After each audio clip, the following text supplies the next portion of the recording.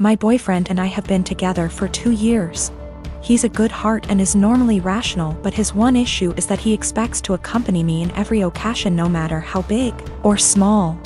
He even went with me to my ex-boyfriend's funeral after days of begging. Now my best friend got married few days ago. It was very small and only close family and friends were invited. My boyfriend couldn't come because of the +1 rule. He pitched a hissy fit saying my best friend has no respect for my relationship and was shocked when he learned that I was still going to attend. He told me that if he can't go then I'm expected to not go as well, but that is my best friend and I had to respect her rules. He gave me an ultimatum: either we go together or I stay home with him.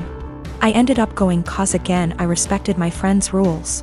He was angry with me and kept calling the entire 2-hour drive, then stopped. Later I got a text from his friend telling me my boyfriend, got into an accident and was taken to the hospital. I freaked out. He gave me the address and I had to leave the wedding and told my friends why. I was crying the entire drive home and kept calling his friend but got no response. I arrived to the hospital and asked about my boyfriend and they checked and told me he wasn't there. My anxiety reached 160% as I kept calling his friends one by one. I just went home and there he was, along with his friend. He saw me and said that he was sorry, but this was the only he can get me home after I left him alone. After the initial shock, I just blew up yelling at him about lying and making me leave my friend's wedding, and having me literally go to the hospital and freaking out cause of him. I kicked his friend out and we got into an argument. He kept talking about how much I love him, thus I left, which is my own doing, not his, and he was just trying to see if I really chose my friend's wedding over him. He then argued that my friend caused this and I shouldn't agree with her to exclude him. I said what he did was horrible and called him horrible and then went to my room. It was awful cause my friends kept calling to check in on him cause they thought he was really at the hospital. He said I overreacted and that I yelled at the wrong person. He has a history of mental health issues but got better the past few months. He also had a recent death in his family which really affected his health generally. I live in an apartment on the ground floor of a house that was converted to apartments. My neighbors, one street over but the back of their house faces the back of the house I live in, can see my whole backyard and vice versa. My apartment has a whole wall of windows that are on the back of the house. It's gorgeous and is a big reason I picked the place. I love keeping plants and it let in a lot of light. Looking out, there is the neighbor's backyard which is large and comes up close to my place. The property line is maybe 10 or 15 feet from my windows. Once it has gotten to be warm out, I've noticed the husband of the family who owns that house looking into my apartment a lot. Even sometimes I'll look up and see him, look away, then look back minutes later and he's still looking. So I started shutting the shades during the day, but that was kind of annoying. My place is a dark, cramped shoebox without the windows open. And I can't do that for too long because the plants were struggling without light, so I bought these window coverings that make windows into one-way mirrors. During the day when it is light out, my windows look just like mirrors now. From the inside it looks pretty much the same. The windows look tinted slightly darker, but that's it. From the outside you can't see in at all. It looks exactly like mirrors. The section of windows it's applied to is about 8 feet high and 20 feet wide. After a week of the window coverings being up, both of the parents from the neighbor's house came to my door and wanted to talk to me. The wife was complaining about the windows for a lot of reasons. 1. They were ugly too. It was uncomfortable, especially for the teens and their friends, to have a huge mirror adjacent to the swimming pool. It's at a time that they feel insecure about looks and they have lost interest in hanging out by the pool. 3. In the afternoon and evening, it was reflecting a lot of extra sunlight into their backyard. They couldn't enjoy eating dinner on the back porch with the sun in their eyes. I said sorry about the inconvenience, but I wanted it for privacy. They both pushed back on that some, and I said that I needed privacy because of the husband starting. He started denying it in front of his wife, and so I took out my phone where I'd taken pictures and sent it to my group of friends. And showed her a couple pictures of him gaping at my apartment and the texts from that time. He got mad and said he incidentally looked over, and the 8-foot by 20-foot mirror was a crazy overreaction. I said that I'd like to keep it, and that I was sorry, but frankly this was avoidable. I think they're both mad because they called my landlord, who brushed them off. I, 37M, have 3 girls, 8, 10, and 12. Their mother walked out on us for another man when our youngest was around 4.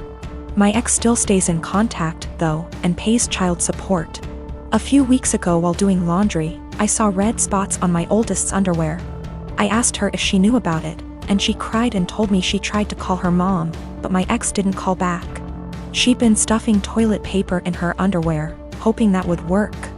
I explained to her that periods are nothing to be ashamed of, and found some great resources online for us to review together. I took her to the store to pick out brands of feminine products she wanted to use. She picked Playtex Sport because she's a gymnast. After we were done, I decided I should do the same thing with my other 2. My 12 years old volunteered to be part of preparing them, and we made a whole night of it. It was wonderful. And I learned a lot. I even learned what a menstrual cup is, and how they benefit the environment. The other day, my ex called back. I'll usually arrange a video chat and leave the room so they can have some alone time, and when they're done chatting, I'll come back in to talk boring co-parenting stuff like school, bills, etc.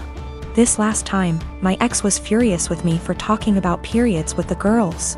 She shouted at me that I was sick and perverted. Why didn't I call her myself if I knew it was so urgent? I could have called one of their grandmas / aunts, but my mom has dementia, while her mom and sisters call me a loser because I teach kindergarten, so I'm not fond of them. My ex told me I was being immature and should have just toughed it out for the girls. This really pissed me off, so I shouted back that maybe if she wasn't such a deadbeat and answered her goddamned phone once in a while, she could have handled this. I brought up everything she does that hurts them.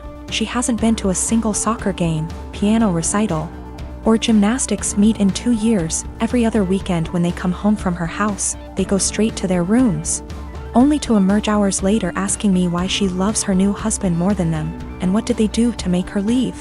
My ex responded by saying I should tell them it's not their fault I couldn't satisfy her, and I screamed. And she just smirked and pointed behind me, saying, "Look what you did," when I turned around. My 8 years old and 10 years old were standing in the doorway crying. It broke my heart. I never shout, so I know I scared them. My 12 years old stormed in and started screaming at her mom, and while I appreciate her sticking up for me, this is not a battle I want her fighting. My ex hung up before I could fully de-escalate the situation. And let's just say the girls have been given free reign of the ice cream and limitless hours of video games, because I feel so bad. I even watched all the Twilight movies with them, so don't say I don't love them. I am a 28 years old female, and I do babysitting on the weekends to make extra cash. There is one family I definitely should have phased out by now, but the kids are cute, and if I don't have another job, it's easy money. My issue is, the mom is never home on time. She used to not give me return times, but finally I started asking as it made it impossible to get anything done on the weekends. I'd go babysit so she could go to brunch, but she'd be gone from 11 a.m. to 7 p.m. My whole day was gone. After that, she'd start giving me times but never stick to them. She wouldn't even call to tell me, she'd just stay out. On Saturday, I got to her house at 6 and she was supposed to be home by 9. I told her she needed to be on time because I had plans to go out with friends. I was even getting ready at their house after I put the kids to bed. She promised. Of course, 9 o'clock rolls around and she's not home. I call her, no response. Text, no response. Another hour. Nothing. Still calling and texting. Finally, it is midnight. By this point, my plans are long ruined, but I'm pissed and exhausted. I call her and leave a voicemail saying if she's not home in the next hour, I'm considering the kids abandoned and calling the cops. I also text her this. I try calling her 30 minutes later and it goes to voicemail on the second ring. I text her again and she leaves me on read. If she had reached out saying, "Hey, I'm staying out until X time," I would have stayed. I don't know any of her family nor the father of the kids, so I can't call them. I gave her a grace period of 15 minutes and tried calling again, finally called the cops, non-emergency line. They showed up and I showed our agreement in text from earlier in the week confirming that she'd be home by 9. They tried contacting her, didn't answer. I was dismissed and they took the children to the police station. I go home and go to bed. I am awoken at 3 a.m. by a frantic call. It's her. Where are the kids? Why am I not here? I tell her I followed through on my threat, check the police station. She cursed me out, I hung up and went to bed. The next day, she sends me an essay saying the kid's father was called and there's a DCF investigation launched against her. She called me every name under the sun, but I didn't think I was wrong until I spoke to a friend with kids. She said I should have just waited it out and refused to ever sit for her again. She asked if her potentially losing her kids was worth me being petty.